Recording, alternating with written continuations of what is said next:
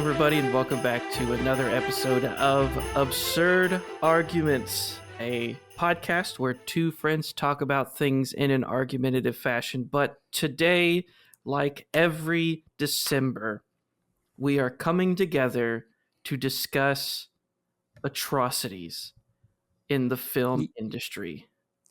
So Yeah, you didn't. I'm here with I my mean, friend Nathan. Nathan, how are you doing today? I'm great.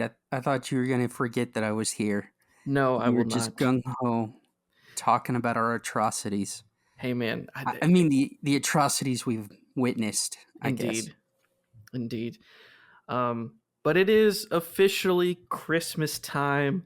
We've gone past the turkey, we've gone past the stuffing, and now we are here in the metaphorical snow because we live in Texas and snow is not really a thing until late January, sometimes mid-February, sometimes early March. So we don't believe in white Christmases here.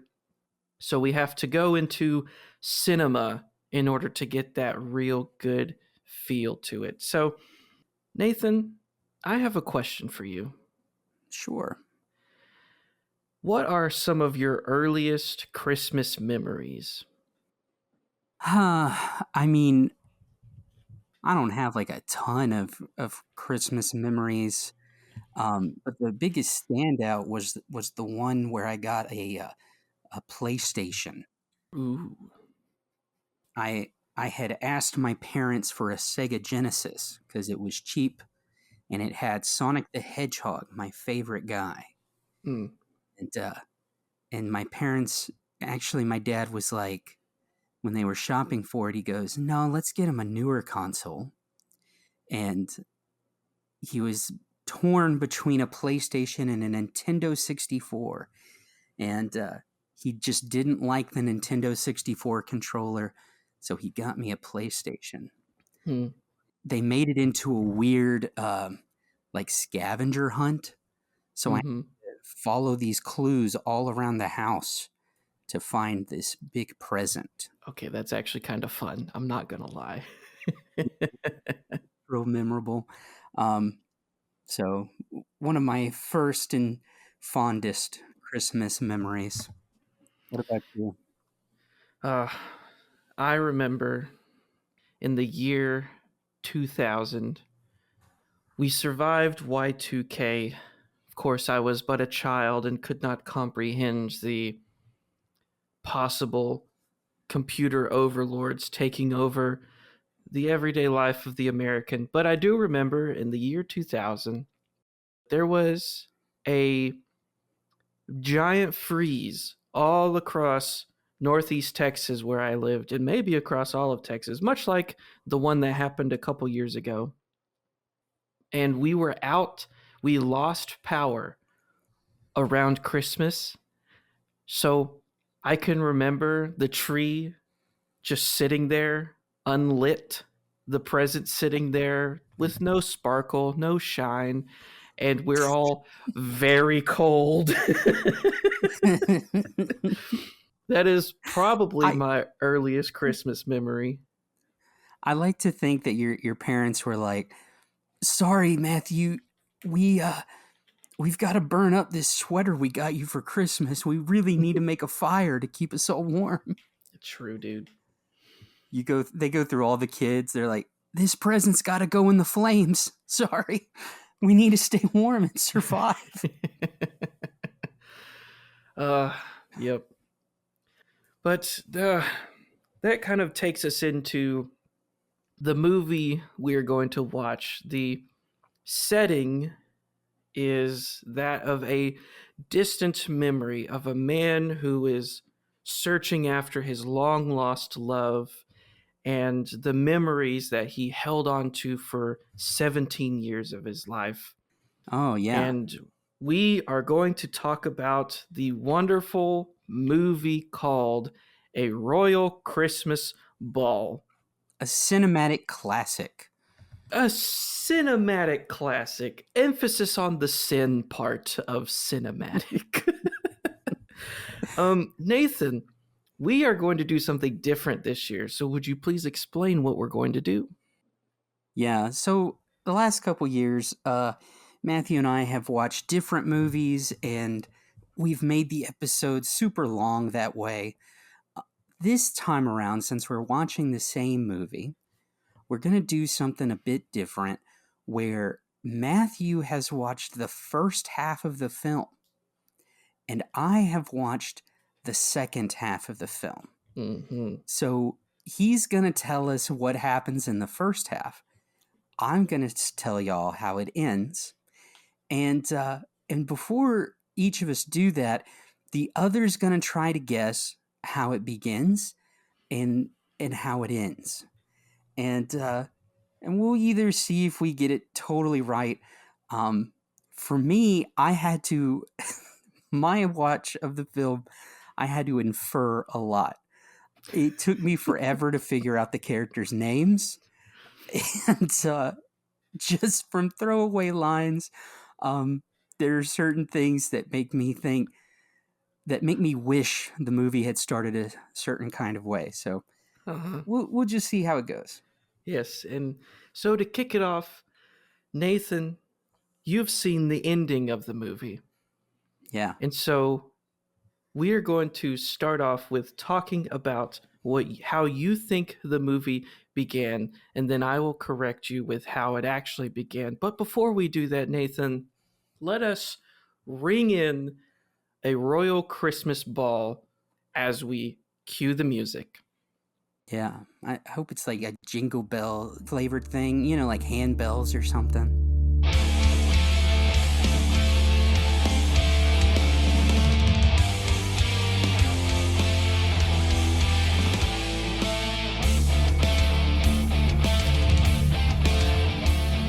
Okay, so I'm going to theorize for about a minute. I'm basing everything I'm about to say off of one throwaway line. Okay, Mm, that's it. And so this is how I wish the movie began. Okay, okay. at the beginning of the second half of the film, one of the characters' friends say, Were you going to be able to ditch the Men in Black?" So Oh no. I believe this film starts off on an alien planet, and these aliens have been studying Earth life, but they don't fully understand Christmas or royalty. So they construct a humanoid, named him King Charles, and they named up a random country called Baltania, maybe. Mm, And so they send this alien down to Earth, to and he falls in love and impregnates a woman, but he has to go away to his country, which is just his home planet.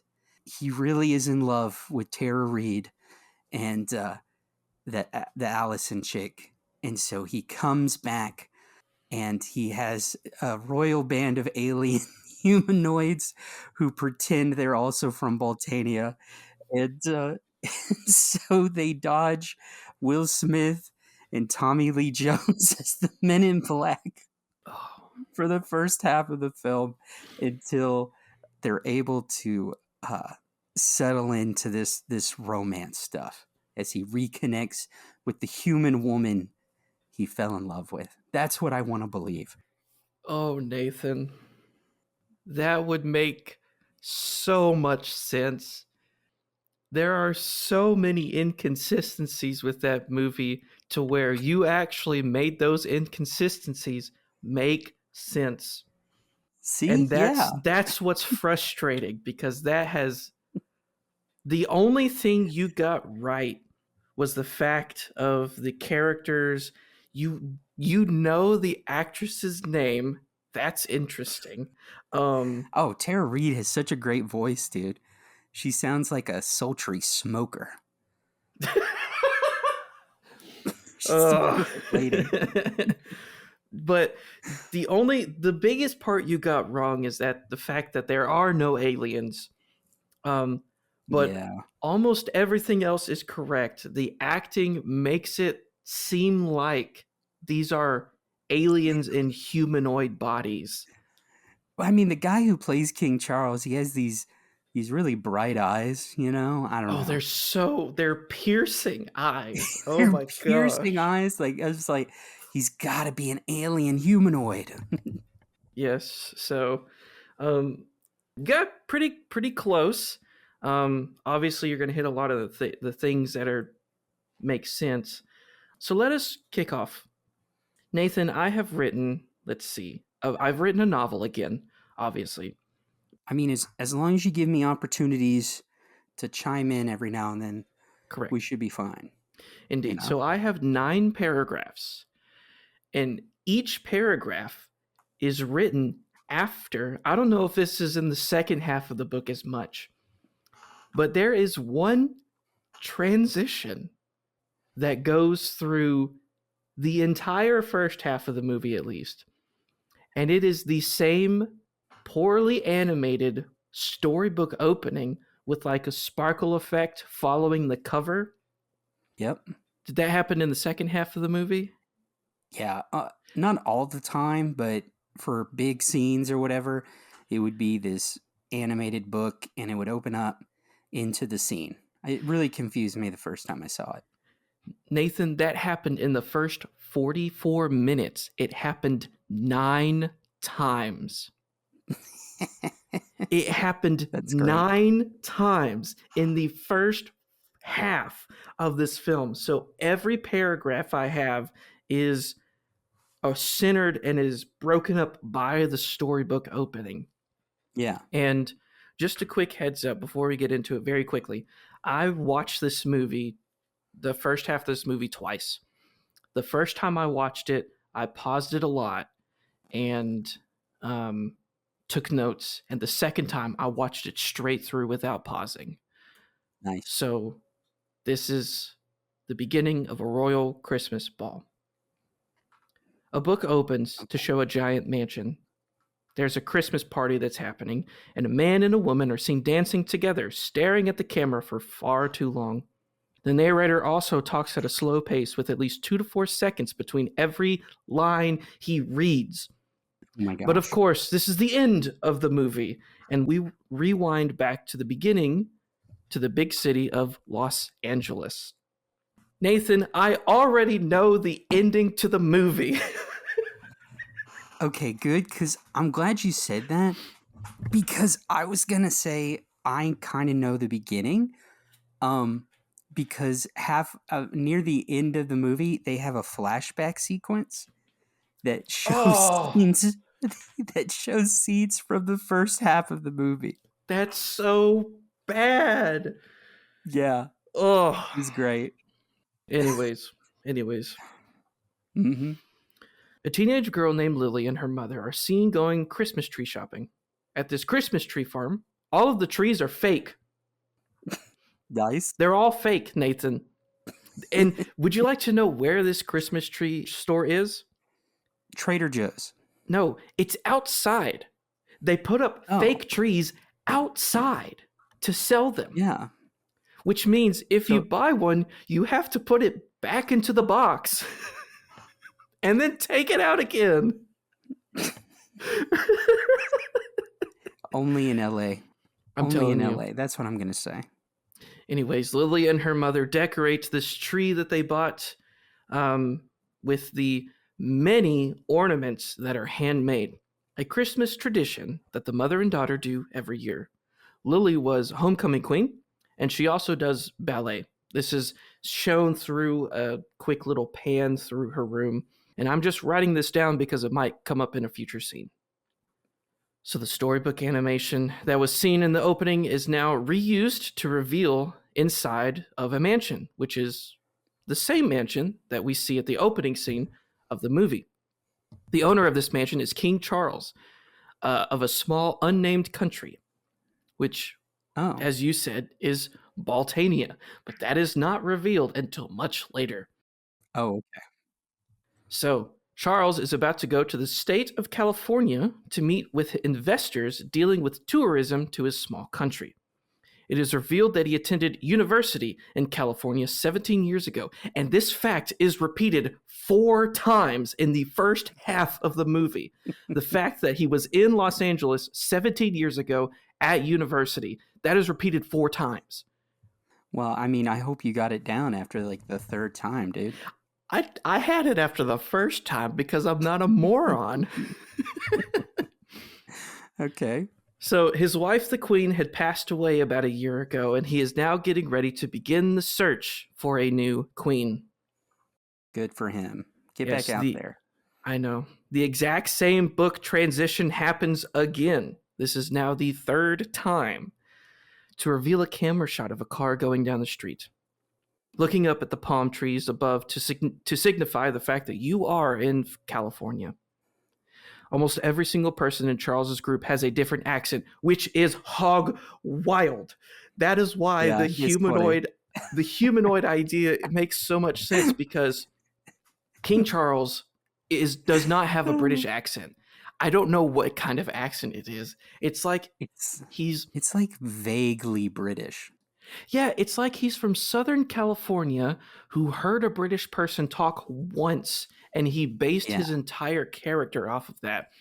Then you have One of his guards sounds like he's Australian or South African. yes, and the other's like some unknown Eastern European accent. And Uh-huh. so, in security, they all have similar outfits. Right. The 2 security guards never wear the same suits.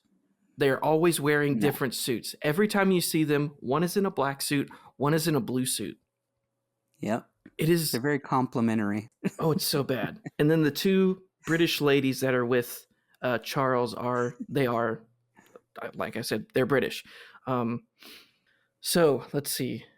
Okay, so the scene then switches. They arrive to this hotel that they're going to be partnering with to bring tourism to their country. Yes, they're partnering with a hotel, Nice. a single hotel, to bring tourism to their small country. Oh, that's good. It's strange. So the scene switches. No storybooks. So I can assume this is all happening simultaneously. The scene switches to Lily at her high school. There is a father-daughter ski trip coming up, which she does not have a father to attend with. Oh, that's so sad. Then the scene switches in like 20 seconds. It has this little spit between 2 girls who were just like, oh, you're going to go to the father-daughter ski trip? And Lily's sitting there on their computer, and she just starts frowning. Oh. So with less than a minute, the scene then switches back to Charles as he asked his attendant to give him her tablet to search something on Google, because of course he attended university here 17 years ago, and there is a road that he used to travel all the time. So he looks up on a Google clone. He literally looks this up. Allison Brooks, Los Angeles. And the Google clone gives her name and the place she works. You can't hide anything online, man. You can't hide anything. This Google clone just gives you that stuff. It just knew. Like, I understand, like, if you're looking for something big, like, oh, I need to search for a real estate agent. That's understandable. Oh, I need to search someone who is doing, fill in the blank. You can kind of find that easily. But this thing just popped up one single find, and it was exactly what he was looking for. That's crazy. I mean, that's a powerful Google clone. I'm telling you. Google I don't knockoff. even remember what it was called, because it was so hog wild of a name. Like, I'd have to go back and look at it just to try to pronounce it. Yeah.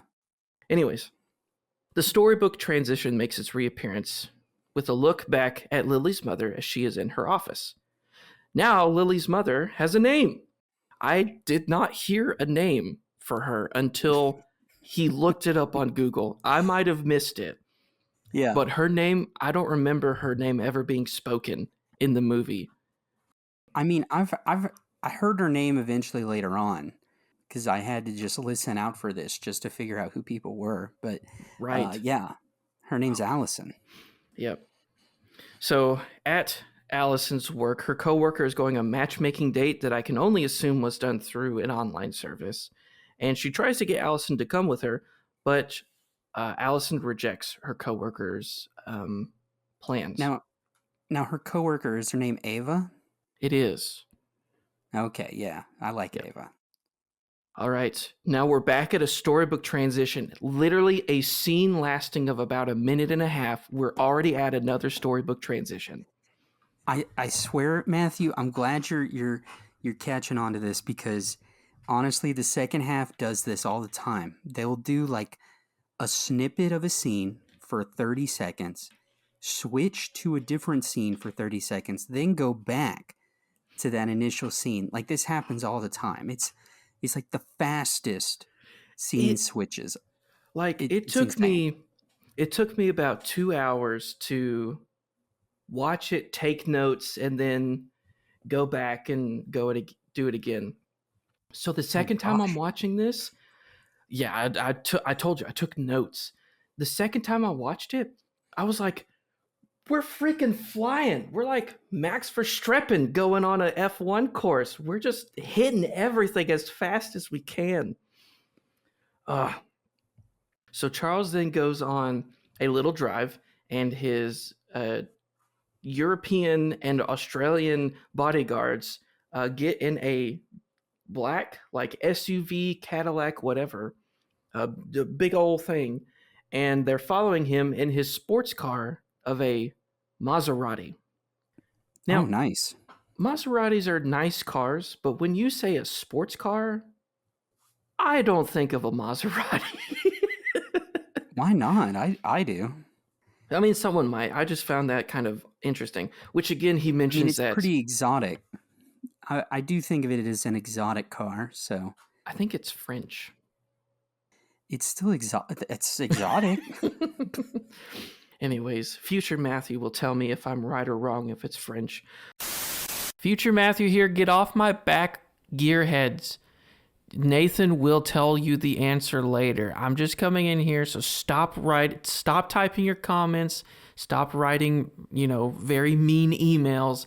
I get corrected. Chill out. Just listen farther in the episode, please. Okay, thank you.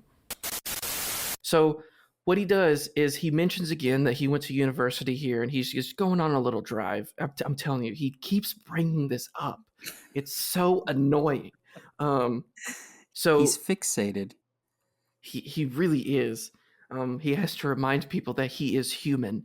I attended here university 17 years ago. Yes, yes.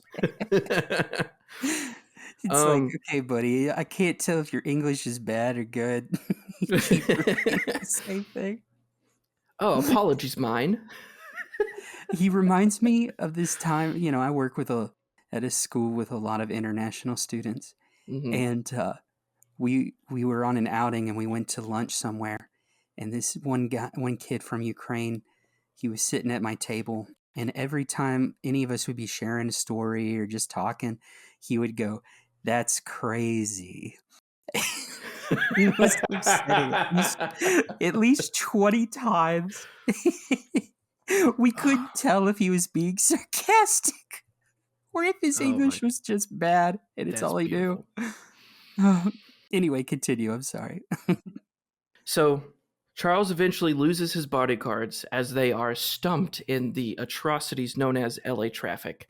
But how he loses them is the best part. He comes up to a crosswalk, and there is a family that's crossing the road, and he slams on the brakes right before the crosswalk, and they're like maybe 10, 15 yards away. So like no need to slam on the brakes as aggressive as he did. And as they're about to cross in front of the car, he then takes off right in front of them. And the bodyguards in the SUV behind him go to take off. But by the time his car passes the family, they are now in front of the SUV. So this man has no regard for human life. He just wants to get out and explore Los Angeles by himself. And the family, Nathan, the family makes no sudden moves. They Perfect. continue walking. They are unfazed. See, that's like Grand Theft Auto NPC behavior right there. They just like, we're used to this. Absolutely. It was just, I was taken aback. I was like, I would have, like, my heart would have skipped like a beat and a half. I would have been Oh, of so course. afraid of my life. But this family, it's like a mom, a dad, and like 3 kids. They just keep walking as if nothing happened. Yeah. They're like, this is normal. This is LA. For real. So eventually, what he does is he loses the Australian and European bodyguards to go to Allison's work. And he shows up and has one of the most awkward and forced dialogue I have ever heard in a film of any length, Oh. whether it's a long or short film. So she's walking up. By the way, at this point, Allison is wearing a jacket with sleeves that Yeah. she doesn't put her arms in. Oh, it like hangs off her back, off her It shoulders? yeah, it's Okay. Matthew? I hate it. Okay, Matthew, no lie. That's one of my favorite things. Oh, I hate it. Oh It's my so darn gosh. cool. It was Like you're so wearing your jacket stupid. like you're just wearing your jacket like a cape. It looks so darn cool. I Oh, wish I could it's do it. oh, I hated it. I hated it. Anyways, so they so how he approaches her, he just walks out of an elevator, and of course she just happens to walk by him, and he goes, "Allison." And she turns around, and about 2 to 3 seconds later she goes, "Charles?" Like in that voice. She just goes like, "Charles?" And I'm like, "Oh my gosh." And Oh, so she goes into her office, and he just like follows. yeah, He just walks behind. And so she's standing behind her desk, and he like follows her and stands right beside her and goes, perfect. "Allison, it's been so long." And she goes, "Yeah, it has." He's and mad. and I was trying so hard not to just skip past all of this dialogue because I was so uncomfortable. So pretty much what happens is he asks her if she wants to, go out on a coffee date. Mind you, she thinks he abandoned her 17 years ago. Yeah. And he doesn't. He has been writing letters to her that she never received. And so it's an awkward reunion, only made more awkward by the fact that neither adult can act properly. That's a shame. Oh, it was painful. It's painful. The poorly animated storybook transition reveals a hiking path in the hills of Los Angeles. And then, for whatever reason, Allison and Charles are seen walking in a park. Okay. It's just stuff like this, man. They're setting up this hike, they're setting up this nice time, and then they're like, this beautiful scene? Let's have nothing to do with it. Oh, of course. Oh, Hey, as an aside, I don't mean to be rude, but you mentioned Maserati earlier. It's actually an Italian brand, okay, thank you, future Nathan. and also when you go on the website for Maserati, uh, they replace your mouse cursor with a giant button that says "Discover More." Great. Sorry, it's just kind of I, weird. I just thank you. I felt it must appreciate be it. shared. I Now y'all know. I'm sure the one guy who listens to this podcast who's a gearhead is just like, Maserati is not French, and he's like turned it off already, and he doesn't know we've corrected it a couple minutes later. No, he's going to listen in anger until this very moment. I doubt it. Anyways, so They have a conversation. It's been so long, and he drops the line that he's like, I don't want to sound like a royal stalker. I saw that you have a kid. And she goes, how do you know I have a kid? He goes, well, being a being a king of a country, I have, quote, royal resources to find Oh, out these things. So he has been nonstop stalking this woman for 17 years using his royal resources. the royal resources are just he's catfishing her as somebody else on Facebook. I don't know, it's something. So this makes her obviously uncomfortable. And she's like, Charles, you abandoned me. And then that's when he says, I've been sending you letters. Did you not receive them? So she's just like, no, Charles, I can't do this. Excuse me. No, Charles, I can't do this. And so she walks off the bridge and just leaves him just kind of standing there. Neither of them have taken a sip of their coffee the entire time. They're just holding it. What a waste of coffee. Right. Like you could have at least Allison could have thrown the coffee down and like made a big spectacle out of it, but she didn't. Yeah. So then it moves and Lily shows up at her mom's office and she sees Charles get into the SUV of his security guards, and for whatever reason, they didn't have it before, but now they have it. They have the Baltanian national flags on the SUVs. For whatever reason, they didn't put them on before. The flags. Right. We forgot the flags. Put them on. Oh, it's so weird. So Lily takes pictures and she goes in to see her mom, and Lily was like, did you see this guy out here? And of course, Allison's going to try to deflect the questions, and they eventually go and get pizza. Nice. A storybook transition happens again, showing a beachfront hotel. I'm so close. I'm so close to being done. I'm just going to try to read this as quickly as possible, so I need you to follow along. I mean, I'm following. You don't have to rush through it. It's fine. Let's just enjoy the journey. Okay. I do have one question. Has there been a scene showing Allison breaking her finger? That is going to come up eventually. I'm going to bring this up because it is one of the worst continuity mistakes this movie has. Okay, gotcha. Okay, I'm sorry. Continue.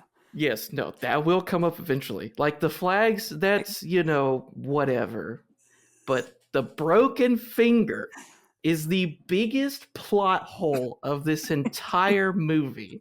But we will cover that literally just a second. So sorry. So Charles goes back to the beachfront hotel.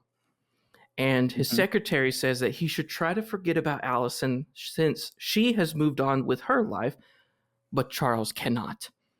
The scene then switches to Lily at her home, and she's on a video call with her best friend, Taylor. I didn't remember any of the people's names outside of the three main characters until the second time I watched it and was reminded. So she's on a call. Lily's on a call with Taylor, and they figure out through, again, incredible Google clone searches that Google Lens is a thing that happened like pretty recently. Like this movie was released, I think, in 2014. He predicted Google Lens. I know. Let me see. Google execs saw the movie and were like, we need this feature. Hold on just a second.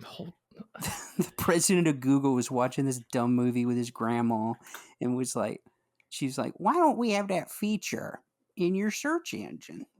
He's like, gosh, grandma, you're right. Oh my gosh, Nathan, this movie. Hold on. I got to make sure.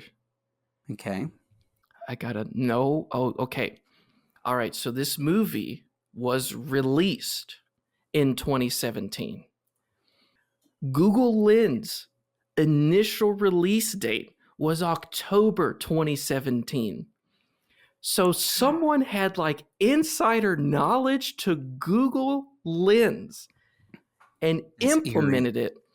implemented it into the movie before it was made public. That's cool. That's nuts. Anyways, so they figure out the country's name, Baltania, which can we just take a moment? Can we Yeah. just take a moment? Baltania might be the one of the worst possible names to name your country because of the meme factor is so high that no one can say the country's name without thinking of the many possible in-universe memes that could be made about this country. It'd be so great. Oh my I love gosh. it. I mean, it makes sense. You know, we have the Balkans, Baltania. Maybe this is in the Balkans somewhere. Yes, but the Balkans are a mountain range that is great and majestic and rising above the horizon. And Baltania is a small, relatively unknown community that is also a country that is using a single hotel in Los Angeles to help them create a tourist industry in their country. Right. It's wild. It's wild. Anyways, yada Yeah. yada yada. So Lily exclaimed that she saw him walking out of her mom's office. But a Oh. quick side note. Before this scene, Allison and Lily get home, and Allison goes up the stairs to go take a nap. And that's when I noticed it. Whenever Allison is in her room, her pinky is broken. But there have been numerous scenes Yeah. where Allison's pinky is not broken. Oh my gosh. See, well, for the second half, it took me about 20 minutes of watching to notice the cast on her pinky finger. Um, and from the majority of those scenes, it's on there. So I think Tara Reid broke her finger, and they're just like, "Look, we just got to keep it in. Don't write it in or nothing. Just keep it in." Right. Like it had to have happened partway through shooting the movie because at the beginning scene at the Christmas tree farm, like she has a broken pinky, but then every scene at the office she doesn't. And then Yeah, most scenes at home she has a broken pinky, but then some scenes at home she doesn't. yeah. So like I don't know. I understand, things happen, low budget movies, the show must go on, yada yada yada. But we don't that's metagaming. Yeah, This is happening in real time that she has a quantum broken finger that exists at one point and another simultaneously as her finger also not being broken. So a scene can switch and her pinky can go from broken to unbroken just by walking down the stairs. I, yeah. I It's don't. it's hysterical. Yeah, I don't know. It's hysterical. The quantum broken pinky is something that will forever be ingrained in my mind. Anyways, I must continue. I've been talking for Mhm. far too long. Anyways, the scene switches to Charles at his hotel room, and he sets up a meetup with his old college roommate named Sam. Then a storybook transition takes us back to Allison's home, where we see her rising from a good night's sleep with a broken pinky. Um, and she just happens to see a celebrity gossip video that mentions that Charles is in Los Angeles, and she's just getting so flustered. She shows up to work late, and at this point, what the movie does is Charles is telling Sam the story of him and Allison's relationship at the same time that Allison is telling Ava the story of their relationship. And so it switches between who's talking and progresses the story that way. Um, Okay. so it is the full story is Allison and Charles met in college at a Christmas party her sophomore year or their sophomore year, I don't remember. It's revealed that as they are enjoying their time together. They eventually begin to date, and at their 1 year anniversary, Lily is conceived. That is literally a line in the movie. It's such a family-friendly movie that you have to use a big word to say, yeah, we went back to his room and, well, you know. Like, I don't know why they didn't say that. They just said, and that was the night Lily was conceived. Like, that gives a very scientific, straightforward, like, Allison does not play around. She's like, yes, that's when we conceived Lily. Very I mean, unromantic, there's very, very anti Christmas romance movie. Just the scientific fact. I mean, later on, never mind. I won't spoil it. I mean, I can, but she, I don't know. She's a little less scientific later on. Okay, good, good. It's so bizarre. It's so There bizarre. is, I guess, it shows there's character development. She'll change a little bit. I I can tell you, in the first half of the movie, there is zero character development other than Lily discovers that Charles is her dad.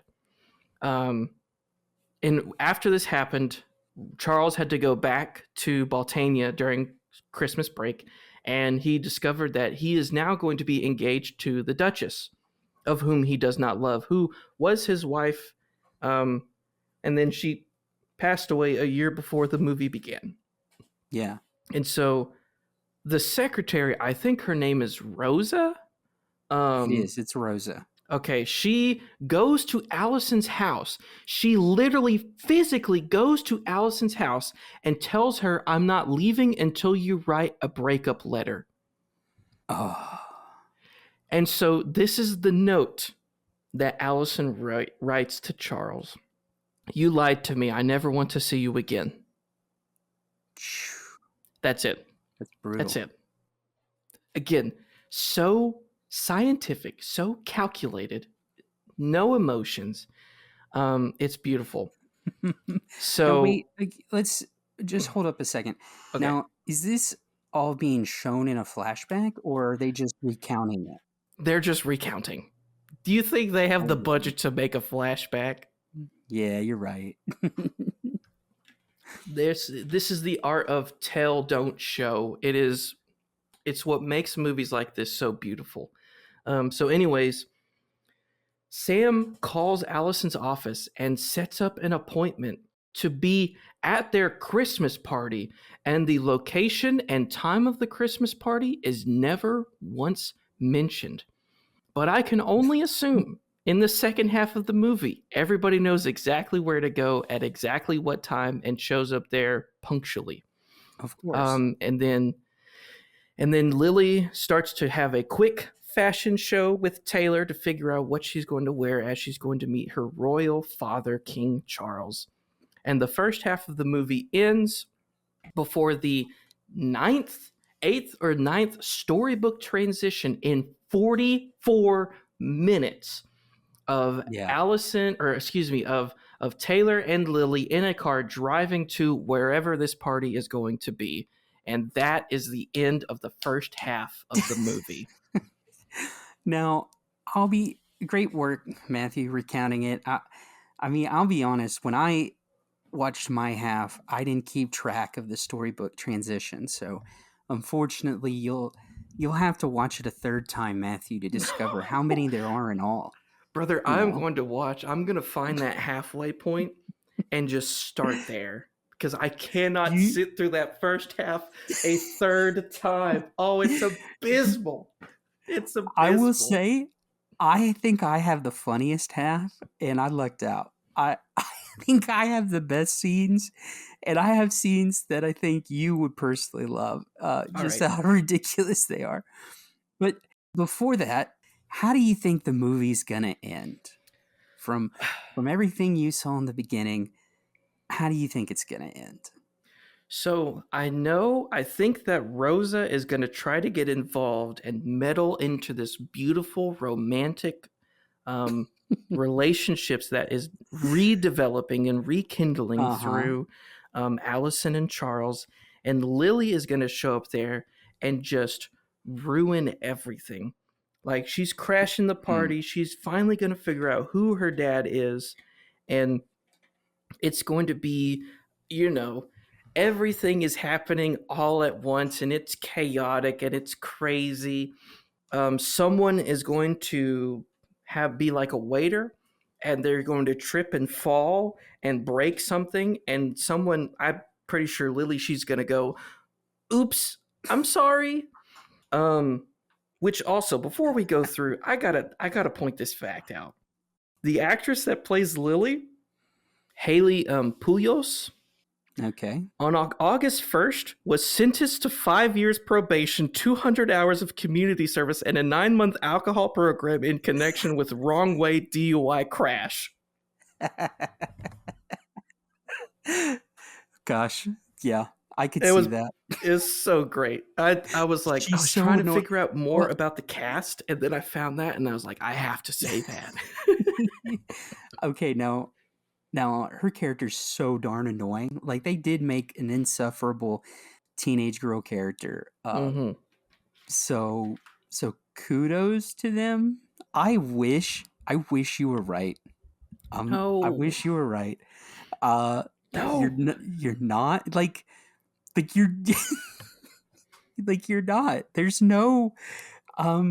really no conflict in this movie, Matthew. no. Yeah, like a good movie would do that.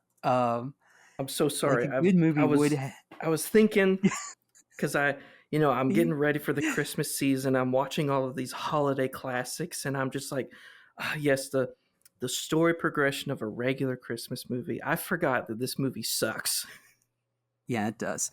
Um, okay, so we pick off. All right, we're gonna pick up where you left off, and Lily and her friend Taylor they arrive at the hotel that King Charles is staying at, and so they have this exchange with not a guard. He's just a worker at the hotel, but they're like, "Oh, we're here to see a guest," and he's just like, Wait, wait, wait, "No, wait, wait. Is he a black guy?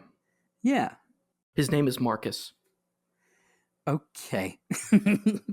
Good old He's the Marcus. he's the guy who's the head of the hotel, and he is the only guy I have ever seen working with Charles about the tourism thing, except it's just mentioned that he's the head of the hotel, and then he's never seen again in Yeah, the first half of the movie.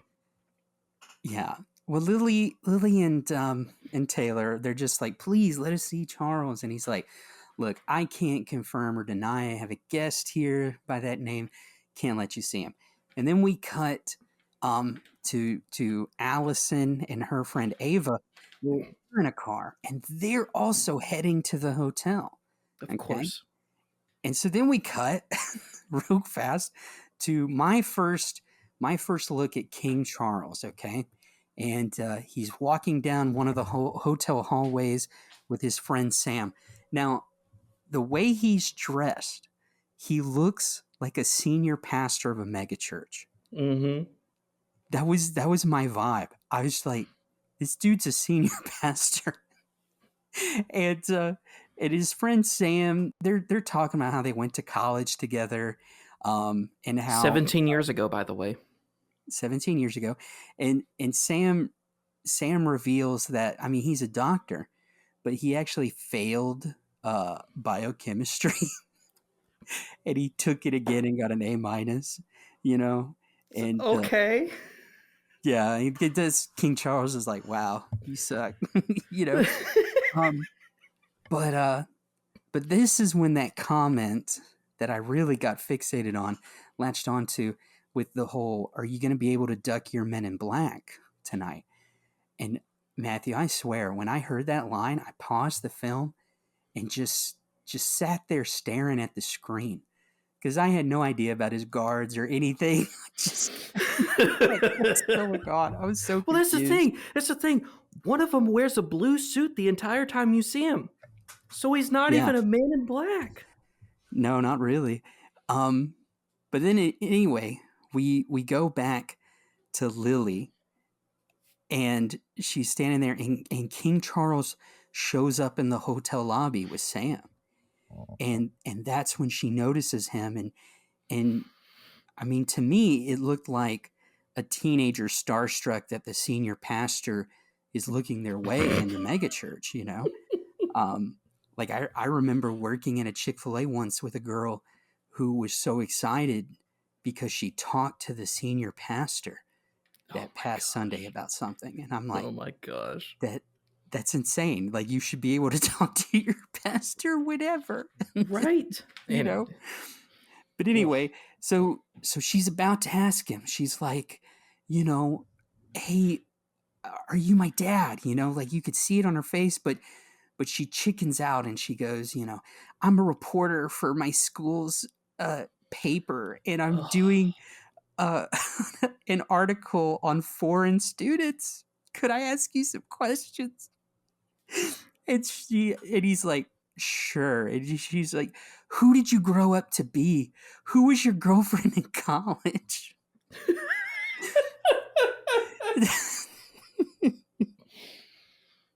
Do you happen to know of a woman who has a daughter about 17 years old or whatever, and Right.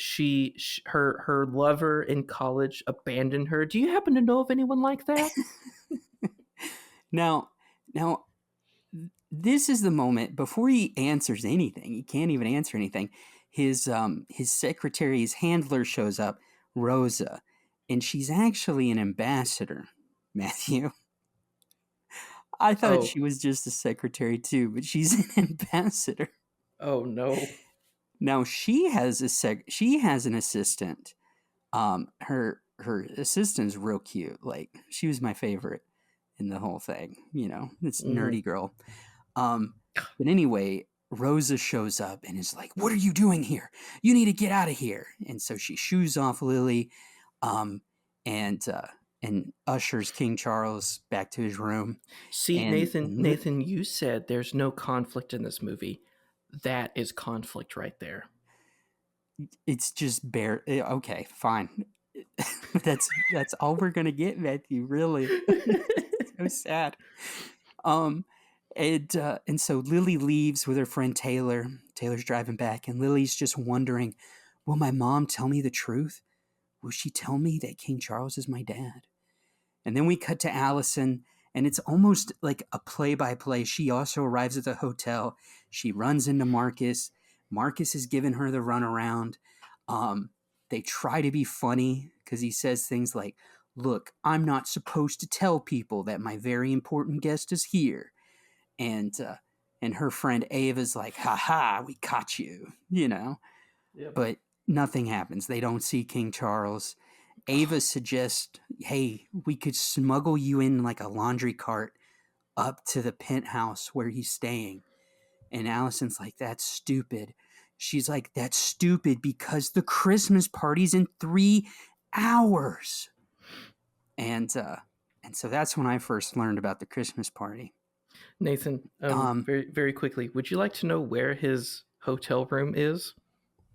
is it in the penthouse? It is on the first floor, like down the hall from the lobby. See, that's what I figured. But they're just like, surely it's in the penthouse. He's a very important guest. Like, that's what Nope. Ava says. First floor, both security guards are standing outside the doors. Oh, of course they are. Yep, it's so bad. Yeah. And so then we cut to Rosa talking to King Charles, and he's like, why couldn't I talk to that teenage girl?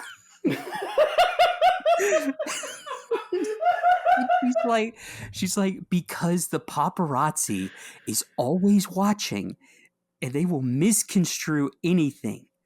Don't you be talking to no stupid teenage girl, okay? Hey, that is sound advice. Sound advice. Like, for this part of the movie, Rosa is the only one who has a good head on her shoulders, but gradually she loses it, and it's just really funny to me. Hmm. Um, and so then we cut to Lily, and she's like, she's like, man, I think he looks like me. I look like him, right? Blah blah blah. She's like just talking to her friend Taylor, and her mom comes home. We don't even see her mom. Like she walks through the door and she yells upstairs. She's like, I got groceries, put them away. I'll see you later. I'm going to a Christmas party. And then she leaves. And Lily's like, she better get back soon so I can find out the truth, you know? Mm-hmm. So then we cut to what I think would be one of your favorite scenes. Because it's so funny. King Charles is in his hotel room and he's watching a football game, an American football game. Of Okay. course. It's what you do. And and so he's watching it and he's kind of looking around and then he starts going, oh, come on. That's clearly a holding. He's like, you guys, come check this out. And so his guards come over and they're like, that's clearly pass interference. And he's like, I'm so glad you guys enjoy watching American football with me.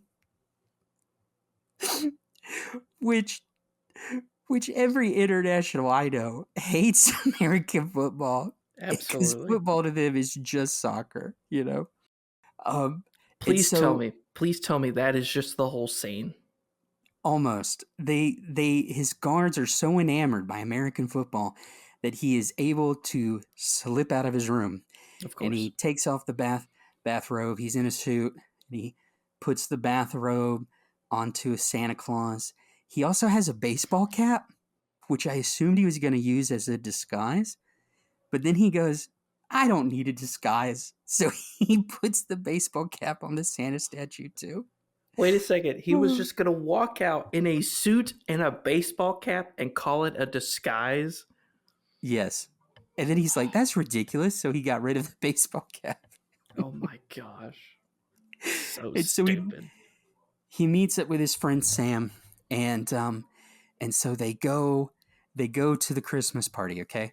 Now, this is why Sam and Ava are some of my favorite characters because when they see each other, immediate spark, dude. Mm-hmm. Love at first sight. They're giving each other the eyes. They're flirty, it is amazing. There's more chemistry I know. between Sam and Ava I than know. between Allison and King Charles, who have a child. The little Like, interaction between Ava and Sam on the phone call discussing the party had more character growth and development than the entirety of the first half of the movie. Just one conversation. I know it's just so funny to me, and they're just all flirty. They're like, he's like, hey, maybe you can sell me some land that's secluded with a nice view, like he's so good with it. Like Sam's so I want to Allison be. busts in and she goes, "Are you going to conceive?" This is a great idea you have conceived, sir. Oh, yeah, so Sam and Ava, they go off on their own, okay? And then King Charles is with Allison and he's like, "Look, I'm sorry. I'm sorry I hurt you, but I've always thought of you." And he's like, and I have this picture of you. I know you have your family, but I do have this picture that I've looked at a lot. And so he he shows her a picture on his phone. And she Yes. looks at it and she goes, "Why do you have a picture of my neighbors?" Oh no. He doesn't even he doesn't even have a picture of her or her kid. It's a picture of her neighbors. And so before he can answer, um the the paparazzi show up, Matthew. Of course. And they're snapping pictures and they're saying things. My favorite line, one of my favorite lines in the movie is one of the paparazzis. He says it just like this. He goes, "Hey, who's the lady?" Such a great line. It's actually repeated later, and I'll tell you when. But Perfect. he's just like, "Hey, who's the lady?" And they're like, "Is she the next queen?" And so King Charles is like, "We need to get out of here. Let's take Sam's car." And so he and Lily get out of there. I mean, Allison. He and Allison Allison, get out of whoa, we already discussed this part. It should be around teenagers. there. He really shouldn't. Okay. And so He's a then, royal stalker after all. all right. So keep in mind, this is at night. All right. This had just happened. Uh-huh. So we cut to Lily watching TV with her friend Taylor, and Lily's theorizing. She's like, "What if it's my destiny to be a princess?" She's like, "I was homecoming queen." I knew it. I knew it would come up. I called it. Oh my Just wait, gosh. it will get worse. Oh no. Don't tell me, So, is she going to have like a solo dance? no, well, no, but she's like, I was homecoming queen, but then the news report comes on, and it. Keep in mind, this just happened. Mm-hmm. But the news report goes, we have footage of King Charles and some random woman. And it's like filmed from a totally different angle than where the paparazzi were. Of course. But it does repeat the line of, hey, who's the lady? No. And Lily's shocked. She's like, that's my mom. Then we cut to Ava and Sam, and Ava finds Allie's phone. Allie dropped her phone on the way out, which really makes no difference in the grand scheme of things. Nope. But she and Sam are still flirty, and they it's so sad because they just go like the plot goes, hey, you guys are side characters. So That's the most worst of their part. most of their conversation is, what do you think Allison and King Charles are up to right now? It sucks. I'm like, come on, let them focus on them. For real. So then the ambassador, Rosa, she sees the news report, and now she's freaking out because King Charles is gone, and she's so freaking mad at the guards. Then King Charles and Allison, they show up at this random house. It looks like a hotel room somewhere. Mm-hmm. And it's such a good movie moment because they walk through the door, and that's when King Charles goes, so where are we? Allison's like, oh, we're at a house. We're at a house I designed because I'm a realtor. She's an architect. She is an architect. It Ah, was I thought she was a stated earlier realtor. that she was working on 6 homes for high quality or high profile people in Los Angeles. Gotcha. But that was it. All That this scene showed, it was less than like 20 seconds, showed him walking in the door and King Charles going, where are we? And so her answering. stupid. It's such a dumb, fast scene. Absolutely worthless. I mean, you got to think, was he not questioning? Was she driving or was he driving?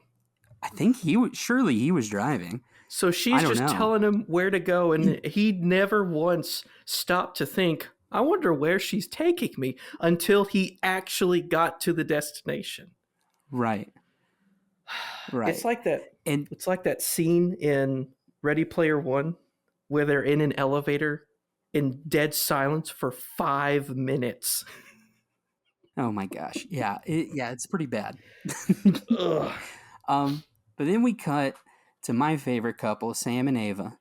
And like Matthew, he's so smooth with it. Like he secures the second date. Um, like he's funny because he doesn't have his car, because Charles took it. Yep. But he has this great line. Like we got to remember this, Matthew. But he looks at Ava and he's like, "Tell you what, if you agree to go on a second date with me, I'll let you take me home tonight." Like,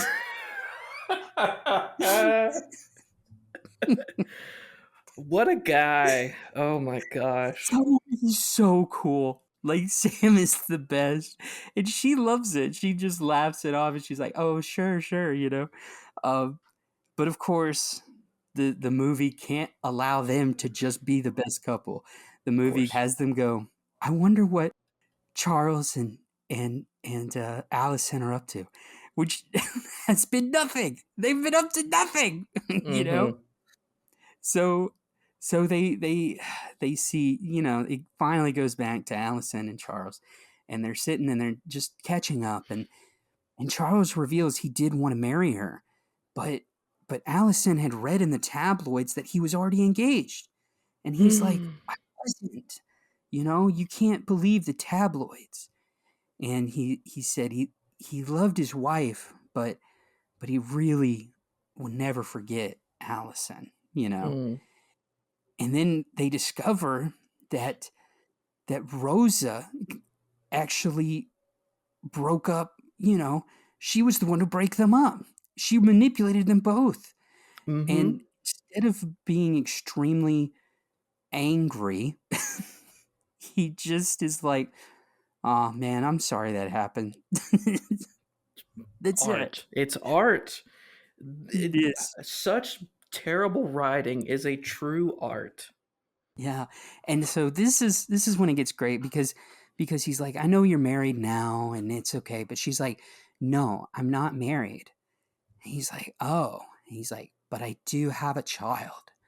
And he's like, oh. He's like, well, that's wonderful. I'm glad you have a kid.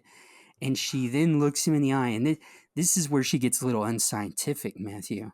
Mm-hmm. But she's like, look, the night before you left, we made Lily. That's what she says. Made Lily. Yeah, which is Ugh. somehow worse. I would have rather her said, that's when she was conceived. Like, I just wish they would have done the normal thing and just did the awkward bits of silence. It's like, and then we, well, like that no, that I makes it fills in the holes a little bit better than we made a child together. and then that's when Charles realizes he goes, does your daughter have big eyes and look like you? And she's like, yeah, how did you know? And he's like, I met her today. I met Lily today. She was pretending to be a dumb reporter. And she kept asking I me, love the fact that you ask someone, "Hey, is this your daughter? What does she look like?" Oh, she kind of looks like you. does she have big eyes? Does she look like you? And she Ugh. buys it. She's like, oh yeah, definitely, that's her. Meanwhile, he actually It's saw Taylor because he's right. so fixated on the neighbors that he just thinks Ah, that's yes. everything. So he's like, "It's Taylor, right?" Was she hideous and definitely not look like me? Was she really awkward and weird? Was she that quirky girl character that's in all of these movies? Yeah, who's always gonna be the side character, never the main one? Oof. Oof. Rest in peace, All Taylor. right. Yeah. Now this is when we get the flashback images. Ah, Um, so I was like, "Oh, cool! This is what happened in the movie," and that's I would so see her finger. lame. I would see her finger cast, and I go, "Man, I hope Matthew reveals what happened to her finger." And you didn't. Because it happened offset, and then they're like, the show must go on. Yeah. Okay, so then we cut. It's now. Keep in mind, this is morning now. Okay, they've been out all night, and so Allison finally Have they goes. made anything else? No, they're so boring. Oh, And then poor Ava and Sam all night long are going, I wonder what they're up to. he's like, we can only do this at your place, so I guess we're just kind of hanging out here. Yeah. Do you like card games? I have a deck of cards with me. Yeah, I have a game. It's called Every Card is an Idea of What Charles and Allison might be up to. We could play that. I have this cool game called Richi Mahjong. Let's play Mahjong. um, so we finally, mom goes home. Okay, Allison goes home, and Lily is so mad. She's like, you lied to me. She's like, I know everything about my father. I'm going to see him and you can't stop me. And so she storms out of the house, and Allison's like, no, you don't understand. But she storms out of the house, And he's in the car still. And he gets out of the car and she's like, why are you here? And he doesn't say anything. Okay. So Of now, course. this is where we're about to start a segment. Okay. Okay. Keep in mind, that was the morning. It's now nighttime. Okay. Oh my gosh. Uh-huh. I only know this because the first scene was shot in daylight. The prior scene was shot in daylight, and then this one actually shows the outside of the house, and it's dark outside, like the moon's out and everything. Okay. Mm-hmm. So they're standing there, and Charles goes, Lily, I want to know everything about you. And Lily goes, well, gosh, where do I even start? So, this entire day, neither of them have been talking about themselves until evening. So, my segment idea is, what were they all doing instead of talking? Okay, so this is what I think. Okay, what I do you think think? it's Charles comes in the house. Are they inside the house? They are inside the house now. Yes, Okay. at Okay, night. so all right, so Charles comes in the house and Allison goes, "Can I get you anything?" And Charles goes, "Yeah, I'll take some tea." And it was revealed in the first half of the movie that that's one of the things that Allison liked about him because him liking tea more than coffee made him quote more refined. Oh, gosh. I know it's so stupid. So he'll go, yeah, I'll take some tea, and she goes, oh, I figured you would. And so she goes back into the kitchen, and you can hear, the kettle banging around, trying to get it out of the cupboard, and pouring the hot water and setting it on the tea. And the camera cuts back, and Charles is just kind of staring at the floor as he's sitting on the couch because he doesn't know what to Mm-hmm. say. And Lily is just looking at him, and she doesn't know what to say. And then Allison comes back in, and she goes, "So, do you want sugar with your tea?" And Charles goes, "No, no, thank you. I'll just take it. I'll just take it without sugar." And Allison goes, "Oh, Mm-hmm. okay." And she goes back into the kitchen. And they resume their staring contest, Charles with the floor and Lily with Charles. And Uh, then Alice comes back and goes, "Hey, is it okay if you're gone from the hotel?" And Charles goes, "Probably not, but it'll be fine. I am the king after all." She goes, "Oh, okay." And then the staring contest resumes. Just Allison comes back in and out, just like asking little questions, and then Charles gives like, one sentence, two sentence responses, and then she goes, "Oh, right. okay," and then goes back into the kitchen. That's how I think it played out. The only change I would have is that, like, Allison goes, do you want tea? He goes, yeah. And she's like, I don't have any tea. So she takes Lily with her to Trader Joe's and they go buy some tea. Is Trader Joe's in Los Angeles? Yeah, it just seems like a hipsterish, like, hoity toity place to shop. So I assume so. Okay, let's do a Trader quick. Joe's is everywhere, I think, but it seems like a Cali thing. It's not in East No, Texas. my theory is, my theory is either A, he was like, you know what? One American thing I've always wanted to do is to go to an amusement park. And so they go to an amusement park and they go to like Six Flags or something and they have tons of fun there. But Oh my gosh. the director was like, nah, that doesn't fit my vision. So he didn't include It's one of those cut scenes where it's just like it would it. have changed the entire movie. Yeah. Ugh. Or I like my theory as well. Um, my other theory is Charles goes, uh, I actually need to be plugged into the wall socket. I am a robot alien. I must be recharged. Because I need to Please charge plug my me in. phone. Yes, the She goes, "Oh, bone. I'll charge it for you." He's like, "No, no, no, no, no. I need to do it." Yeah. Ugh. Okay. So we're back, and and so Allison, he's like, I want to know more about you, Lily, And Allison goes, well, why don't you show him one of our family albums, our photo albums?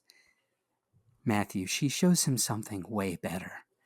It is worth it just to watch the second half, Matthew, so Mm-hmm. you can see this with your own eyes, Okay. okay? Because Lily goes, oh, I'll just show you the tree. So she takes Charles over to the tree and she's like, so every year my mom makes a memory ornament. Yes. And he's like, a memory ornament? Yes. She's like, yeah.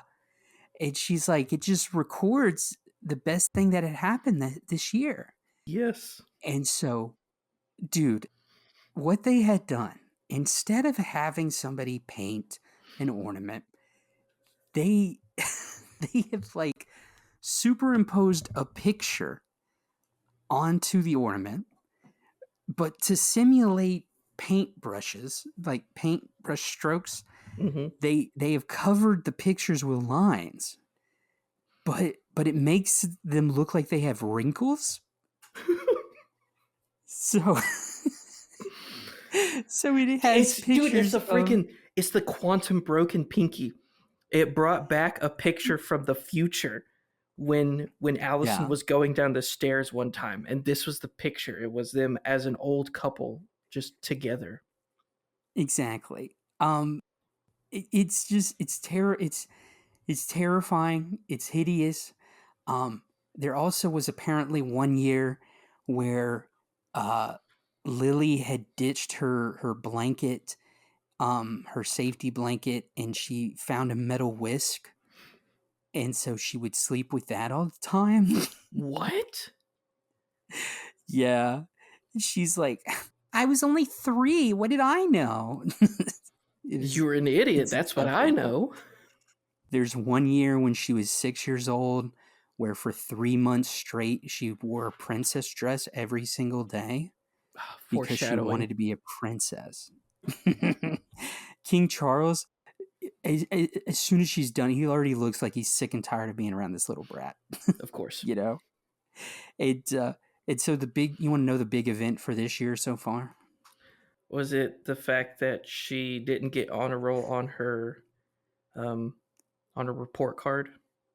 She did make the honor roll. Oh, she did. Sorry, I misheard that one. Yeah, yeah, she did make the honor roll. And your mom's like, wow, that deserves a memory ornament. Wait a second. You're for real? I'm for real, yeah.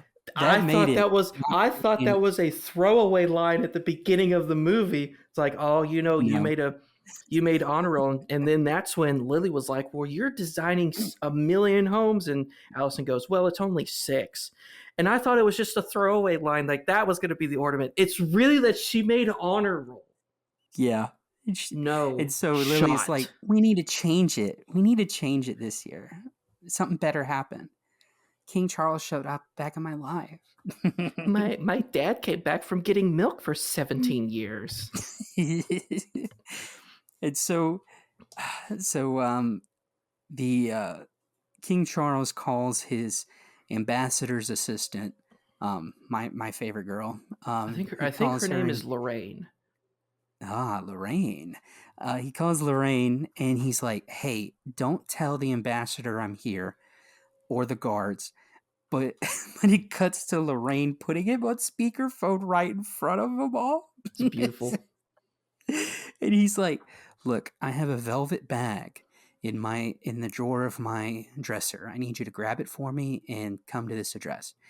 So she shows up, but with the ambassador and the guards, and uh-huh.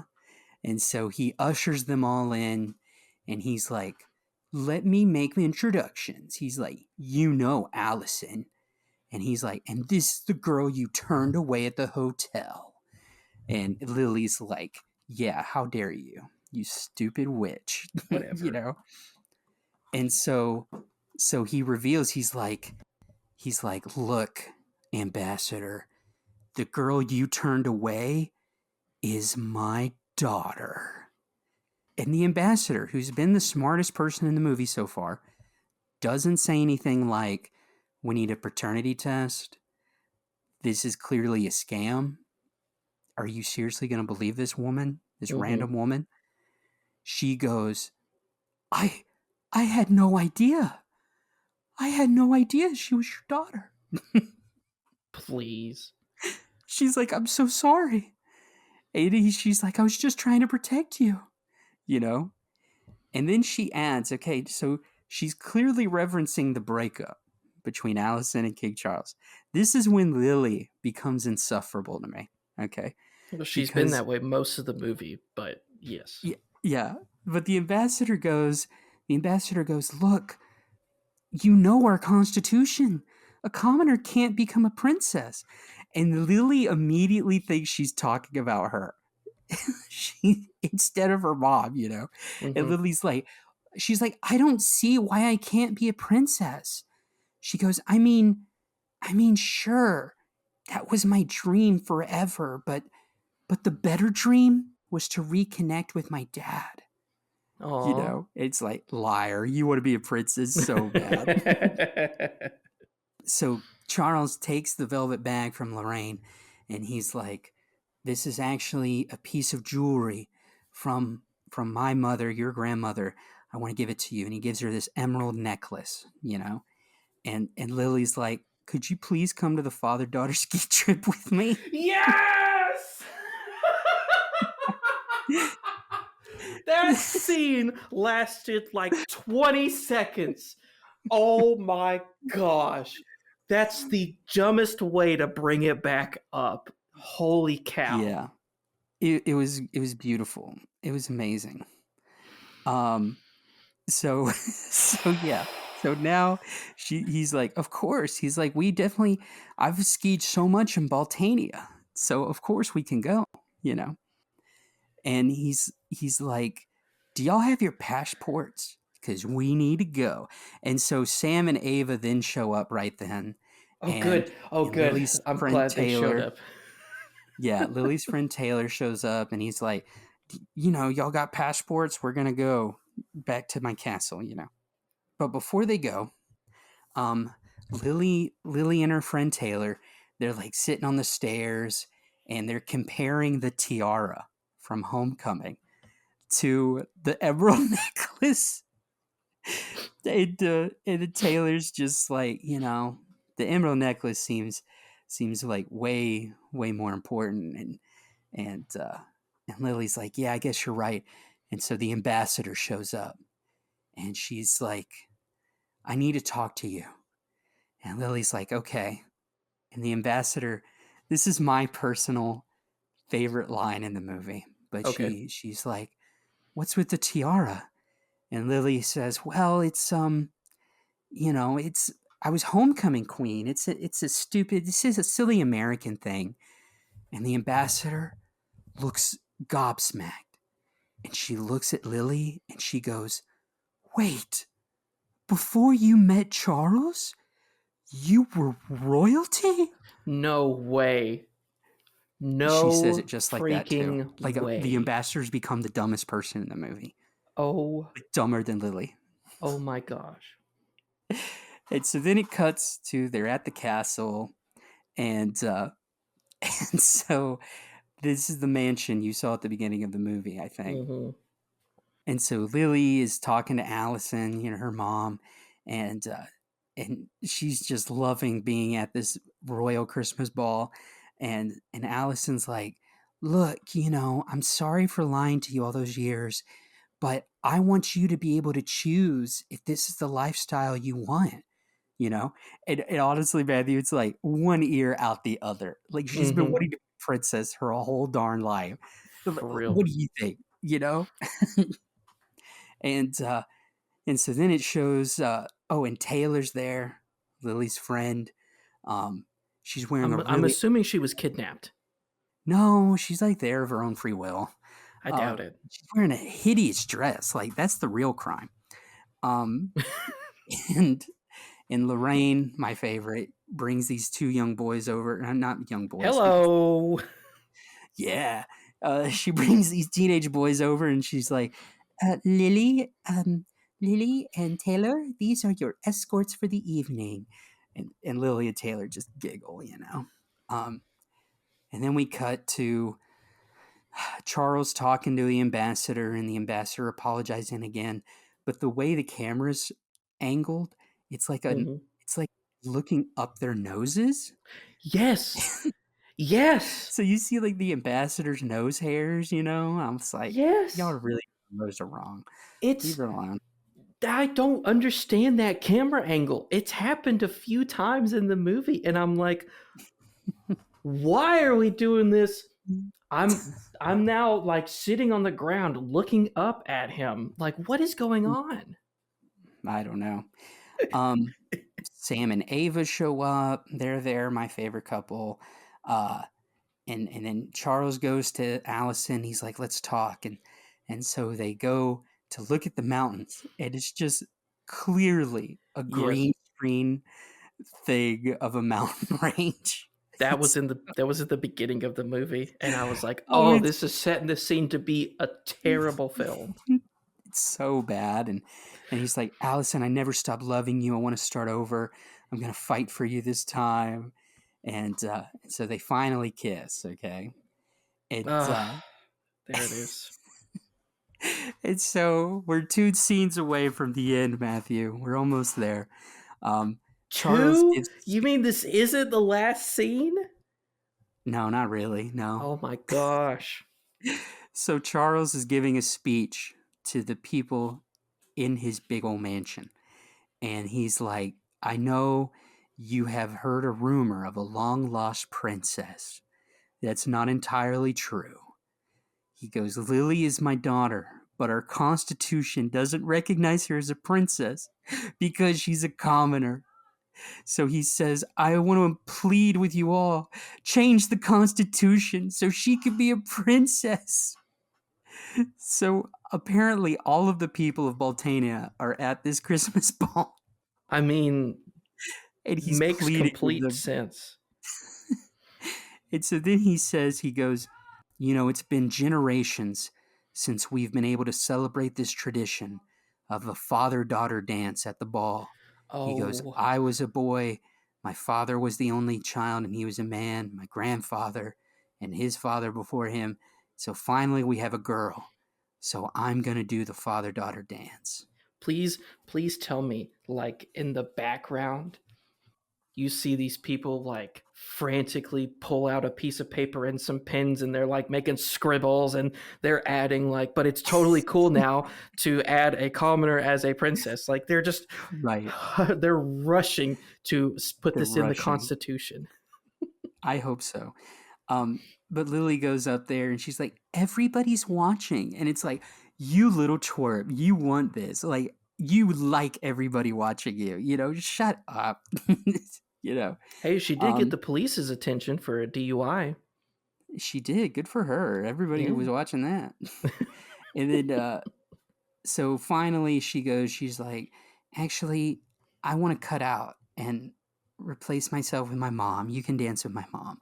And so they have an awkward dance. Like, it's really weird. Like, they're dancing like they're in middle school, Yep. hands on the side, Yep.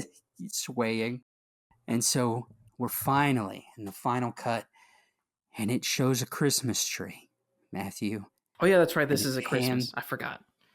it pans up to an ornament with the No. three of them, No. all wrinkly looking, with the No. stupid lines all over their body. It's so dumb. And then the narrator finally cuts in, because I guess there's a narrator, and he goes, and then they all lived happily ever after. The end. Gosh. Yep. Oh. That was it. Every year we do this, I'm always so exhausted at the end of these recording sessions because just the garbage of these movies just really weighs on my soul. Yeah. And I know we had talked previously about like discussing how we would fix this film. And honestly, I think there's only one surefire way to fix it. Get rid of everybody except Sam and Ava Oh and yes. only be about them. Absolutely. Like they Because, like, even in the little bits, like, nothing against Allison's actress, whatever her real name is. Tara Reid. Sorry, I Gosh, knew as get soon your as I act said that together. you were going to correct me, so that's why I waited so long to respond. It's Tara Reid. Nothing against Tara Reid, but the acting in this particular movie, the only one I've ever seen her in, I don't think she understands what the word emotion means. Yeah. So every line she delivers is the exact same, tonally, Yeah. pitch wise, like everything is the same. True. It's just like, let's go get pizza, or something like, Charles, I just don't have feelings for you anymore. Or then it cuts around to, Ava, I just don't know what to do. Like, it all sounds the same. Yeah, It's it all the does. same. Also, I've looked up Tara Reid on Google and I'm seeing all her movies, and the IMDb score for most of them is like 3.5. Par for the course, man. Par for the course. Oh my gosh, I forgot she was in this, but she was in The Big Lebowski. That's like the highest scoring film she's been in. She was? Yeah, but she's been in like a bunch of all the Sharknado films. Oh, no. She's in a lot of those like college type movies, like American Reunion, Mm. horror films, like things like that. Oh, my gosh. All right, well, we've got to get out of here. I'm sick of Oh talking yeah, about this sorry. movie. No, I can never grow sick of talking about Tara Reid, though. Don't say that. All right. Well, Merry Christmas, everybody. It's time to go into our outro like we normally do. But before we do that, let us go ahead and cue the cheerful music. Yeah. Or excuse me, let me do that like Tara Reid. Let's go ahead and cue the music. You need to sound more like a smoker. Let's go ahead and cue the music. Tara Reid, are you here?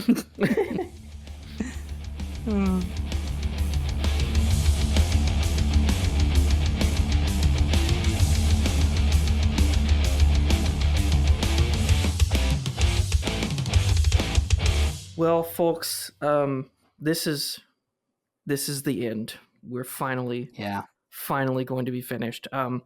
Very quickly before we disappear from existence for the next 2 weeks, we'd like to plug our social media. We have Facebook, Instagram, YouTube, and Threads. You can find all of our updates that we hardly ever do on those things, but we do have those clips that you can share with your friends. And if you have anything, if you'd like to yell at me for not knowing that a Maserati is an Italian car, or your own theories for the quantum broken pinky, you can let us know all of your thoughts through our email. Now, Nathan, excuse me, let me do this in the style of Tara Reid. Yeah. Nathan, what is our email? It's absurdargumentsforyou@gmail.com. That's the absurd arguments, the letter 4, the number u @gmail.com. Thank you. Now, Nathan, do you have any concluding thoughts on our episode? I just realized I have a book on my shelf, and the authors' names are Dunkling and Gosling. It has no bearing on anything, but that was most of that movie anyway, so just wanted to share.